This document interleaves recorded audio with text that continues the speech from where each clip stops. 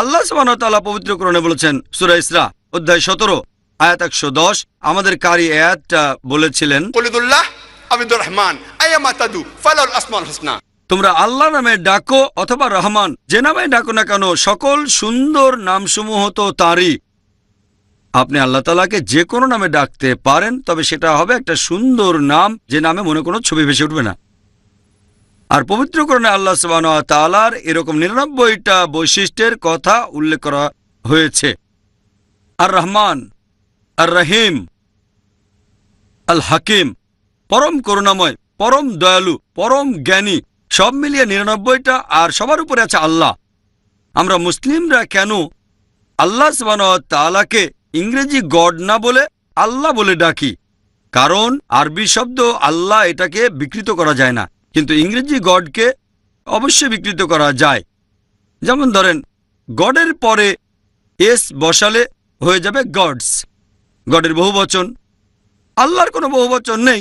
কুল হুয়াল্লাহু আহাদ, বলো তিনি আল্লাহ এক, অদ্বিতীয়। যদি গডের পরে DESS দেন তাহলে হবে গডেস, মানে মহিলা ঈশ্বর। পুরুষ আল্লাহ বা মহিলা আল্লাহ বলে কিছু নেই ইসলামে। আল্লাহ সুবহানাহু ওয়া তাআলার কোনো জেন্ডার নেই, তিনি একেবারে আলাদা। যদি গডের পরে ফাদার বসান, সেটা হবে গড ফাদার, সে আমার গড ফাদার, আমার অভিভাবক। আল্লাহ ফাদার বা আল্লাহ আব্বা বলে কিছু নেই ইসলামে। গডের পরে মাদার বসালে সেটা হবে গড মাদার। আল্লাহ মাদার বা আল্লাহ আম্মা বলে কিছু নেই ইসলামে। আল্লাহ সম্পূর্ণ আলাদা শব্দ। যদি গডের আগে টিন বসান তাহলে হবে টিন গড, তার মানে নকল ঈশ্বর। ইসলামে টিন আল্লাহ বলে কিছু নেই। সেজন্য আমরা মুসলিমরা আল্লাহ সুবহানাহু ওয়া তাআলাকে ইংরেজিতে গড না বলে আল্লাহ বলে ডাকি।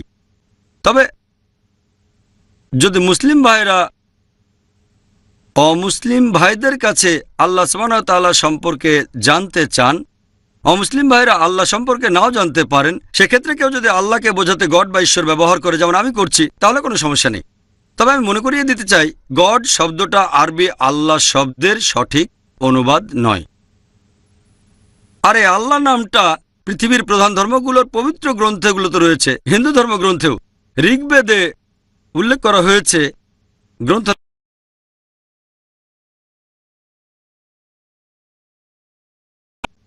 বা আলা মানে সৃষ্টিকর্তা।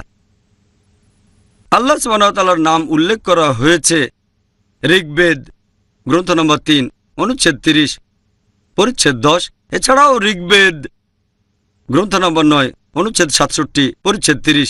বেদের অনেকগুলো অনুচ্ছেদেই সর্বশক্তিমান ঈশ্বরকে বলা হয়েছে আল্লাহ। এবার আসুন আমরা ঈমানের দ্বিতীয় স্তম্ভটা দেখি, অর্থাৎ ফেরেশতাগণ। হিন্দুইজমের কথা যদি বলতে হয়, এই ধর্মে ফেরেশতা বা দেবদূত বলে কোনো ধারণা নেই। তবে এই ধর্মে অতি মানবীয় কিছু লোক আছে, তারা যা করতে পারে সাধারণ মানুষ তা পারে না। ইসলাম ধর্ম অনুযায়ী ফেরেশতাগণকে সৃষ্টি করেছেন আল্লাহ সুবহানাহু ওয়া তাআলা। তাদের তৈরি করা হয়েছে আলো থেকে। ফেরেশতাগণের নিজস্ব কোনো ইচ্ছা নেই, তারা আল্লাহ সুবহানাহু ওয়া তাআলার সব নির্দেশ মেনে চলেন। আর তাদের বিশেষ কিছু কাজের জন্য সৃষ্টি করা হয়েছে। যেমন জিবরাইল আলাইহিস সালামের দায়িত্ব ছিল আল্লাহ সুবহানাহু ওয়া তাআলার আসমানি কিতাব নবী রাসূলগণের কাছে পৌঁছে দেয়া। এবার আলোচনা করব ঈমানের তৃতীয় স্তম্ভ নিয়ে, তার মানে ধর্মগ্রন্থ। প্রথমে আমরা বলবো হিন্দু ধর্মগ্রন্থ নিয়ে। হিন্দু ধর্মগ্রন্থগুলো প্রধানত দুই ভাগে বিভক্ত, শ্রুতি এবং স্মৃতি। শ্রুতি মানে যা প্রকাশিত হয়েছে, যেটা শোনা গেছে, যেটা মনে করা হয়েছে, যেটা বোঝা গেছে। হিন্দু বিশেষজ্ঞরা দাবি করেন শ্রুতি হচ্ছে সর্বশক্তিমান ঈশ্বরের বাণী। এগুলোই সবার উপরে। শ্রুতির দুটো ভাগ হচ্ছে বেদ আর উপনিষদ। বেদ শব্দটা এসেছে সংস্কৃত শব্দ ভিদ থেকে, যার অর্থ জ্ঞান। বেদ মানে সবচেয়ে উৎকৃষ্ট জ্ঞান। এটা পবিত্র বেদ, এগুলোই সবচেয়ে পবিত্র। আর বেদ হচ্ছে মোট 4 প্রকার। প্রথমে ঋগ্বেদ, এখানে আছে প্রশংসাসূচক গান। তারপর যজুর্বেদ, এখানে আছে উৎসর্গ করার নিয়মকানুন। তারপর সামবেদ, এতে রয়েছে সঙ্গীত। সবশেষে অথর্ববেদ, এখানে আছে জাদুবিদ্যার মন্ত্র। বেদ হলো হিন্দু ধর্মগ্রন্থগুলোর মধ্যে সবচেয়ে বিশুদ্ধ আর পবিত্র। এই বেদগুলো এগুলো কখন লেখা হয়েছিল বা অবতীর্ণ হয়েছিল এটা কেউ জান না। আর্য সমাজের স্বামী দয়ানন্দ সরস্বতীর কথা অনুযায়ী তিনি বলেছেন বেদ হচ্ছে 131 কোটি বছরের পুরনো। তবে বেশিরভাগ বিশেষজ্ঞ বলেন যে বেদগুলোর বয়স হবে আনুমানিক 4000 বছর। সঠিক দিন তারিখ জানা নেই, কার উপর অবতীর্ণ হয়েছিল বা কে লিখেছিল সেটাও জানা নেই, পৃথিবীতে প্রথম কিভাবে এসেছে সেটাও কারো জানা নেই। কিন্তু তারপরও বেদকে সর্বশক্তিমান ঈশ্বরের বাণী বলে মনে করা হয়, আর বেদই হচ্ছে হিন্দু ধর্মগ্রন্থগুলোর মধ্যে সবচেয়ে পবিত্র। এরপরে আছে উপনিষদ। হিন্দু ধর্মে 200-রও বেশি উপনিষদ আছে, তবে প্রচলিত আছে 108টা উপনিষদ। কিন্তু উপনিষদ বেশ গুরুত্বপূর্ণ, কেউ বলে 10টা, কেউ বলে 12টা, কেউ বলে 18টা। এই উপনিষদটা অনুবাদ করেছেন রাধাকৃষ্ণন। তিনি বলেছেন মূল উপনিষদ আছে 18টা। এরপরে রয়েছে স্মৃতি, যেটা স্মরণ আছে, যেটা মনে রাখা হয়েছে। এই স্মৃতিগুলি শ্রুতির তুলনায় কম বিশুদ্ধ আর কম পবিত্র বেদ আর উপনিষদের চেয়ে, আর এগুলো ঈশ্বরের বাণী না। হিন্দু বিশেষজ্ঞরা বলেন মানুষকে সঠিক পথ দেখানোর জন্য মানুষই এগুলো রচনা করেছিল। এগুলোকে আরো বলা হয় ধর্মশাস্ত্র। এই স্মৃতিগুলির মধ্যে রয়েছে ইতিহাস, মহাকাব্য, দুটো অসাধারণ মহাকাব্য, রামায়ণ আর মহাভারত। রামায়ণ, এই মহাকাব্যে গল্প বলা হয়েছে শ্রীরামচন্দ্রের, আর বেশিরভাগ ইন্ডিয়ানই এই গল্পটা জানে। এরপরে আছে মহাভারত। মহাভারতে দুই আত্মীয় রাজবংশের যুদ্ধের কথা বলা হয়েছে। এখানে শ্রীকৃষ্ণের গল্পও আছে। আমাদের মধ্যে বেশিরভাগ লোকই মহাভারতের গল্প জানেন। এরপরে আছে ভগবদ গীতা। গীতা হচ্ছে যুদ্ধের ময়দানে অর্জুনের উদ্দেশ্যে শ্রীকৃষ্ণের উপদেশ। এটা মহাভারতেরই একটা অংশ। এখানে আছে 18টা অধ্যায়। মহাভারতের ভীষ্ম পর্ব থেকে শুরু, অধ্যায় 25 থেকে 42 পর্যন্ত। এখানে আছে মোট 18টা অধ্যায়। এরপরে হিন্দু ধর্মগ্রন্থগুলোর মধ্যে রয়েছে পুরাণ। সেখানে আছে দেবদেবীর গল্প, বিশ্বজগতের সৃষ্টি। 18 অধ্যায়ের এই বিশাল পুরাণটা লিখেছেন মহর্ষি ব্যাস। পুরাণগুলোর মধ্যে সবচেয়ে গুরুত্বপূর্ণ হচ্ছে ভবিষ্য পুরাণ। এই হলো ভবিষ্য পুরাণ, যেখানে ভবিষ্যতের কথা বলা হয়েছে। এছাড়াও হিন্দুইজমে আরও ধর্মগ্রন্থ আছে, সবগুলোর নাম বলছি না। আরেকটা ধর্মগ্রন্থ হচ্ছে মনুস্মৃতি, হিন্দুদের আইন কানুন, যেটা রচনা করেছেন মনু। তাহলে সংক্ষেপে এই হচ্ছে হিন্দুইজমের ধর্মগ্রন্থগুলো। তবে সবচেয়ে প্রধান হচ্ছে বেদ। যদি কোনো কথা বেদের সাথে পরস্পর বিরোধী হয়, বেদের কথাই মানতে হবে। বেদ হচ্ছে হিন্দু ধর্মগ্রন্থের মধ্যে সবচেয়ে পবিত্র, আর মনে করা হয় এটাই ঈশ্বরের বাণী। এরপর ইসলামের ধর্মগ্রন্থগুলো আমরা দেখি। পবিত্র কোরআনে সূরা রদ অধ্যায় 13 আয়াত 38 বলা হয়েছে, वलिकुल्लि अजलिन किताब। প্রত্যেক যুগে আমি কিতাব পাঠিয়েছি। আল্লাহ সুবহানাহু ওয়া তাআলা পৃথিবীতে অনেক আসমানি কিতাব পাঠিয়েছেন, তবে সর্বশেষ আর চূড়ান্ত আসমানি কিতাব হচ্ছে পবিত্র কোরআন। আর কোরআন হচ্ছে ইসলামে সবচেয়ে পবিত্র ধর্মগ্রন্থ। এটা নাজিল হয়েছিল সর্বশেষ ও চূড়ান্ত নবী মুহাম্মদ সাল্লাল্লাহু আলাইহি সাল্লামের উপর 1400 বছর আগে। কোরআন নাজিল হয়েছে আরবিতে। আল্লাহ পবিত্র কোরআনে বলেছেন সূরা শুরা অধ্যায় নম্বর 26 আয়াত 196 যে পূর্ববর্তী কিতাব সমূহে অবশ্যই কোরআনের কথা উল্লেখ আছে। তার মানে আগের সব আসমানি কিতাবেই কোরআনের কথা বলা হয়েছে। এছাড়াও পবিত্র গ্রন্থ হচ্ছে সহিহ হাদিস। সর্বশেষ ও চূড়ান্ত নবী মুহাম্মদ সাল্লাল্লাহু আলাইহি ওয়াসাল্লাম যা বলেছেন আর যেসব কাজ করে গেছেন সেগুলো কোরআনের সহায়ক গ্রন্থ। কোরআনের বিভিন্ন কথার ব্যাখ্যা আছে। এগুলো কোরআনের সাথে পরস্পর বিরোধী হবে না। হাদিসের কথা কোরআনের উপরে যাবে না। এটা হচ্ছে সহিহ বুখারী, একটা অন্যতম বিশুদ্ধ গ্রন্থ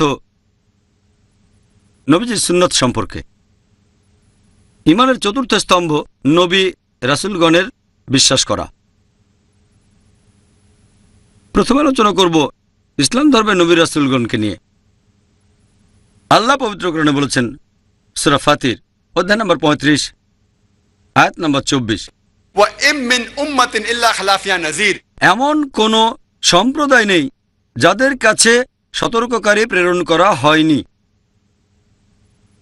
আল্লাহ পবিত্র কোরআনে বলেছেন তিনি পৃথিবীতে অনেক নবী রাসূল পাঠিয়েছেন। পবিত্র কোরআনে আছে সূরা আহজাব অধ্যায় 33 আয়াত 40, ما كان محمد أبا أحد من رجالكم ولكن رسول الله وخاتم النبيين وكان الله بكل شيء عليما। যার অর্থ মুহাম্মদ সাল্লাল্লাহু আলাইহি সাল্লাম তোমাদের মধ্যে কোনো পুরুষের পিতা নয়, বরং সে আল্লাহ তাআলার রাসূল এবং সে নবুয়তের সিলমোহর। তিনি হলেন আল্লাহ তাআলার সর্বশেষ চূড়ান্ত নবী। নিশ্চয়ই আল্লাহ সর্ববিষয়ে সর্বজ্ঞ।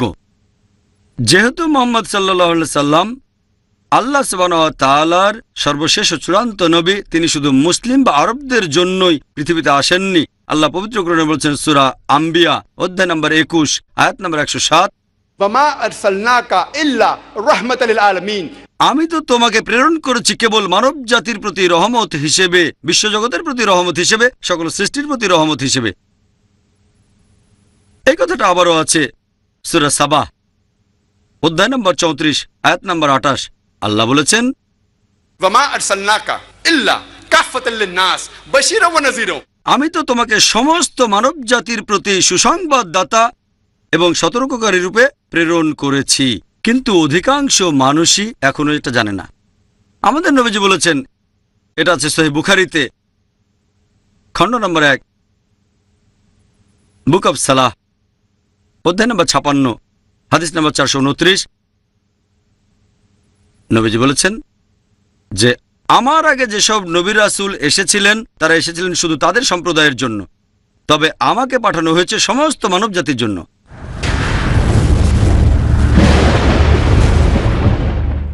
আসুন এবারে হিন্দুইজমে আল্লাহর রাসূল সম্পর্কে আলোচনা করি। সাধারণ হিন্দুদের বিশ্বাসটা একটু আলাদা। তারা বিশ্বাস করে অবতারে।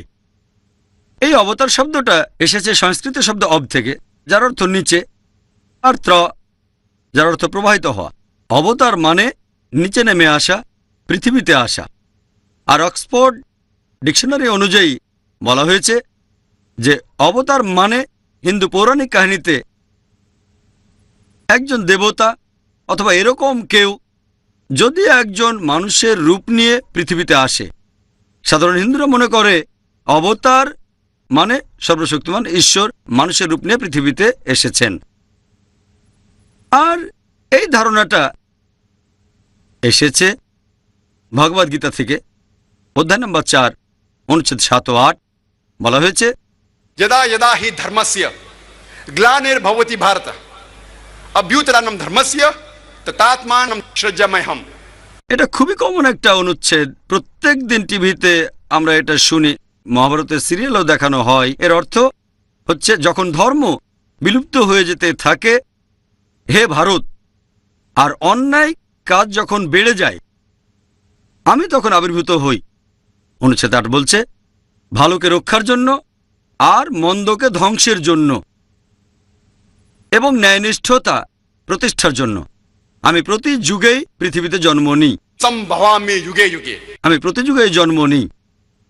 এই কথাটা আরো একবার আছে ভগবত পুরাণা খণ্ড নম্বর 9 অধ্যায় 24 অনুচ্ছেদ 56।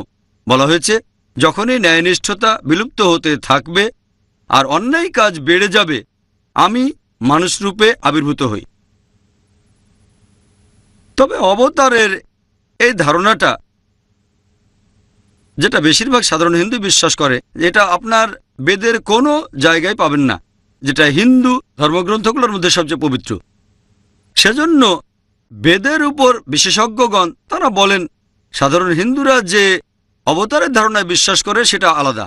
কারণ অবতার এটা সংস্কৃত শব্দ, এটা ঈশ্বরের সাথে সম্বন্ধবাচক। তার মানে এই না যে ঈশ্বর নিজেই মানুষ হয়ে পৃথিবীতে এসেছেন, এটা সম্বন্ধবাচক। তাই এটা বোঝাচ্ছে একজন মানুষকে যাকে ঈশ্বর পাঠিয়েছেন। আর আপনারা যদি বেদ পড়েন, বেদের কোনো জায়গায় এই অবতার সম্পর্কে কিছুই বলা হয়নি। তবে বেদে সাধু সন্ন্যাসীর কথা বলা হয়েছে, ঋষিদের কথা, যাদেরকে ঈশ্বর পাঠিয়েছেন মানুষকে পথ দেখানোর জন্য। এই কথাটা পুরোপুরি ইসলামিক ধারণার মতো যে সর্বশক্তিমান ঈশ্বর আমাদের মধ্য থেকে একজনকে মনোনীত করেন এবং তার সাথে উঁচু স্তরে যোগাযোগ করেন। আর এই মানুষ যাদের আল্লাহ পাঠান মানুষকে পথ দেখাতে, তাদের বলা হয় আল্লাহ সুবহানাহু ওয়া তাআলার নবী অথবা রাসূল। যদি বেদের ধারণাটা দেখেন, এটা আর ইসলামিক ধারণা একই, যে আল্লাহ তার মনোনীত মানুষকে পাঠান, তাকে আমরা বলি নবী অথবা রাসূল। আসুন এবার দেখি হিন্দু ধর্মগ্রন্থে অন্তিম ঋষি বা সর্বশেষ চূড়ান্ত নবী সম্পর্কে কি বলা হয়েছে। এটার উল্লেখ আছে ভবিষ্য পুরাণা পর্ব ৩, খণ্ড ৩, অধ্যায় ৩, অনুচ্ছেদ ১০ থেকে ২৭। বলা হয়েছে যে ম্লেচ্ছরা আরব ভূমিকে ধ্বংস করেছে। একজন শত্রু আছে যে অনিষ্ট করছে, আমি একজন মানুষকে পাঠাবো যার নাম হবে মুহাম্মদ, এই শত্রুকে হারানোর জন্য আর মানুষকে পথ দেখানোর জন্য। ও রাজা, তোমাকে পিশাচদের রাজ্যে আর যেতে হবে না, আমি আমার দয়া দিয়ে এখানে তোমাকে বিশুদ্ধ করব। দেবদূতের মতো একজন লোক রাজার কাছে আসলো আর বলল, আর্য ধর্ম এই পৃথিবীতে টিকে থাকবে, সত্যের ধর্ম এই পৃথিবীতে টিকে থাকবে। আমাকে এখানে পাঠিয়েছেন ঈশ্বর পরমাত্মা। আমার অনুসারী হবে তারা যাদের খাতনা দেওয়া থাকবে, মাথায় সিন্ডি থাকবে না, তার মানে পেছনে চুল, তাদের মুখে দাড়ি থাকবে। তারা একটা বিপ্লব করবে, প্রার্থনার জন্য মানুষকে আহ্বান করবে। সব আইনসিদ্ধ খাবার খাবে, তবে তারা শূকরের মাংস খাবে না। লতাপাতা দিয়ে তারা বিশুদ্ধ হবে না, তবে তারা বিশুদ্ধ হবে লতাপাতার পরিবর্তে যুদ্ধ দিয়ে। তাদের বলা হবে মুসলমান, তারা হবে মাংস ভক্ষণকারী ধর্মীয় সম্প্রদায়। এখন এই ভবিষ্যৎবাণী অন্য আর কারো কথা বলছে না, সর্বশেষ ও চূড়ান্ত নবী মুহাম্মদ সাল্লাল্লাহু আলাইহি ওয়াসাল্লামের কথা বলছে। বলা হয়েছে যে শত্রুদের পরাজিত করবে একজন লোক যার নাম মুহাম্মদ, নবীজির নাম বলা হয়েছে। আল্লাহ তাআলা তাকে শান্তিতে রাখুন, আর তিনি মানুষকে পথ দেখাবেন। আমরা জানি নবী মুহাম্মদ সাল্লাল্লাহু আলাইহি ওয়াসাল্লাম আরবদের নিয়ে এসেছেন অন্ধকার থেকে আলোতে। আরও বলা হয়েছে তাঁর অনুসারীরা এই নবীর, তার মানে মুসলিমরা, তারা হবে সেই মানুষ যারা সবাই খাতনা দেয়া। তাদের মাথার পেছনে লম্বা চুল থাকবে না, তাদের মুখে দাড়ি থাকবে। তারা একটা বিপ্লব করবে, প্রার্থনার জন্য আহ্বান করবে, অর্থাৎ আজান। তারা সব আইন সিদ্ধ খাবার খাবে, তবে শূকরের মাংস খাবে না। তারা লতাপাতা দিয়ে বিশুদ্ধ হবে না, হবে যুদ্ধ দিয়ে। তাদের বলা হবে মুসলমান, তারা হবে মাংস ভক্ষণকারী ধর্মীয় সম্প্রদায়। এগুলো অন্য কারো কথা বলছে না, বলছে নবীজি সাল্লাল্লাহু আলাইহি সাল্লামের কথা, তার অনুসারীদের কথা, অর্থাৎ মুসলিমরা। নবীজি সাল্লাল্লাহু আলাইহি সাল্লামের নাম ভবিষ্য পুরাণে বেশ কয়েকবার উল্লেখ করা হয়েছে। সময় কম, সেজন্য বিস্তারিত বলছি না, তবে কয়েকটা অনুচ্ছেদের রেফারেন্স দিচ্ছি। নবীজির কথা বলা হয়েছে ভবিষ্য পুরাণে পর্ব ৩, খণ্ড ৩, অধ্যায় ৩, অনুচ্ছেদ ৫ থেকে ৮। এছাড়াও ভবিষ্যৎবাণী আছে ভবিষ্য পুরাণে পর্ব ৩, খণ্ড ১, অধ্যায় ৩, অনুচ্ছেদ ২১ থেকে ২৩। নবীজি সাল্লাল্লাহু আলাইহি সাল্লামের উপরে ভবিষ্যৎবাণী করা হয়েছে আরও অনেক জায়গায়, যেমন অথর্ববেদে উল্লেখ করা হয়েছে গ্রন্থ নম্বর ২০, অনুচ্ছেদ ১২৭, পরিচ্ছেদ ১ থেকে ১৪। এগুলোকে আরও বলা হয় কুন্তুব সুক্তাস। কুন্তুব এর মানে হচ্ছে তলপেটে লুকানো গ্রন্থি। তার মানে এই অনুচ্ছেদগুলোর অর্থ লুকানো আছে, এগুলো জানা যাবে পরবর্তীতে। যেহেতু সময় কম, তাই ৪টা সংক্ষেপে বলছি আমি। প্রথম মন্ত্র বলছে তিনি হবেন নরসংসা, তিনি হবেন কাওরামা, তাকে রক্ষা করা হবে ৬০,০৯০ জন শত্রু থেকে। ২ নম্বর মন্ত্র বলছে তিনি হবেন উটে চড়া ঋষি, 3 নম্বর মন্ত্র বলছে তিনি হবেন মামা ঋষি। 4 নম্বর মন্ত্র বলছে তিনি ভাসেবস রেব। 1 নম্বর মন্ত্র বলছে তিনি হলেন নরসাংসা। নরসাংসা এটা সংস্কৃত শব্দ, এটা এসেছে নর থেকে, যার অর্থ হচ্ছে মানুষ। আর সাংসা যার প্রশংসা করা হয়, হিন্দি বা বাংলায় যেমন বলা হয় প্রশংসা করা, সাংসাও ঠিক একই জিনিস। তাহলে নরসাংসা মানে সেই মানুষ যার প্রশংসা করা হয়। আর যদি মোহাম্মদ সাল্লাল্লাহু আলাইহি ওয়াসাল্লামের নাম আরবি থেকে বাংলা করেন, সেটা হবে যার প্রশংসা করা হয়। তাহলে নরসাংসা এই সংস্কৃত শব্দটার আরবি করলে হবে মোহাম্মদ সাল্লাল্লাহু আলাইহি সাল্লাম। প্রথম মন্ত্রটা আরো বলছে তিনি হলেন কাওরামা। কাওরামা শব্দের অনেকগুলো অর্থ আছে, তার একটা শান্তির রাজপুত্র। আমাদের নবীজি মুহাম্মদ সাল্লাল্লাহু আলাইহি সাল্লাম তিনি শান্তির রাজপুত্র ছিলেন। কাওরামা শব্দের আরেকটা অর্থ হচ্ছে হিজরত করা। নবীজি মুহাম্মদ সাল্লাল্লাহু আলাইহি সাল্লাম মক্কা থেকে মদিনায় হিজরত করেছিলেন। এই অনুচ্ছেদে আরো বলছে তিনি 60,090 জন শত্রুকে পরাজিত করবেন। আর আমরা জানি মক্কার যেসব লোকজন তখন নবীজি সাল্লাল্লাহু আলাইহি সাল্লামের বিরুদ্ধে ছিল, তাদের সংখ্যা ছিল আনুমানিক 60,000। 2 নম্বর মন্ত্র বলছে তিনি হবেন একজন উটে চড়া ঋষি। তার মানে তিনি ইন্ডিয়ান ঋষি হবেন না, তিনি ব্রাহ্মণ হবেন না। কারণ মনুস্মৃতি অধ্যায় নম্বর 11 অনুচ্ছেদ 202 বলছে একজন ব্রাহ্মণ কোনো উট বা গাধার পিঠে চড়তে পারবেন না। তাহলে বোঝা যাচ্ছে তিনি ইন্ডিয়ান ঋষি নন, তিনি কোনো ব্রাহ্মণ নন, তিনি হবেন একজন বিদেশি ঋষি, বিদেশি। 3 নম্বর মন্ত্র বলছে তিনি হলেন মামা ঋষি। তার মানে তিনি মহাঋষি, মহান ঋষি। অথবা কোনো জায়গায় বলছে মোহাম্মদ, আমাদের নবী মুহাম্মদ সাল্লাল্লাহু আলাইহি ওয়াসাল্লামের নাম। 4 নম্বর মন্ত্র বলছে তিনি হলেন রেব। রেব মানে যে লোক প্রশংসা করে। মুহাম্মদ সাল্লাল্লাহু আলাইহি সাল্লামের আরেকটা নাম হচ্ছে আহম্মদ সাল্লাল্লাহু আলাইহি সাল্লাম, যার অর্থ যে প্রশংসা করে। আমাদের নবীজির আরেক নাম যে প্রশংসা করে থাকে। এটা সংস্কৃত শব্দ রেবের আরবি অনুবাদ। এছাড়াও অথর্ববেদে অনেক জায়গায় ভবিষ্যৎবাণী করা হয়েছে।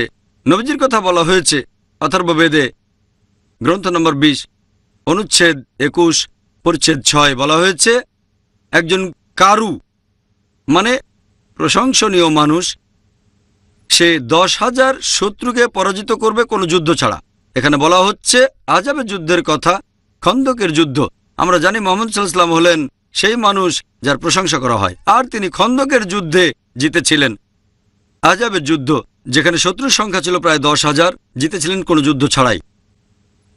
আরও ভবিষ্যৎবাণী করা হয়েছে অথর্ববেদে গ্রন্থ নম্বর 20 অনুচ্ছেদ 21 পরিচ্ছেদ 7 বলা হয়েছে যে আবান্ধু যে ঈশ্বরের সাহায্যে 20 জন দলনেতাকে পরাজিত করবে। আবান্ধু মানে অনাথ এতিম, আরেকটা মানে যে প্রশংসা করে। দুটো অর্থই মুহাম্মদ সাল্লাল্লাহু আলাইহি ওয়াসাল্লামকে নির্দেশ করছে। তিনি 20 জন দলনেতাকে পরাজিত করবেন। আমরা ইতিহাস থেকে জানতে পারি সে সময়ে মক্কাতে আনুমানিক 20টার মতো গোত্র ছিল। তাহলে নবীজি মুহাম্মদ সাল্লাল্লাহু আলাইহি ওয়াসাল্লাম তিনি মক্কা বিজয় করেছিলেন আর এই 20 জন দলনেতাকে পরাজিত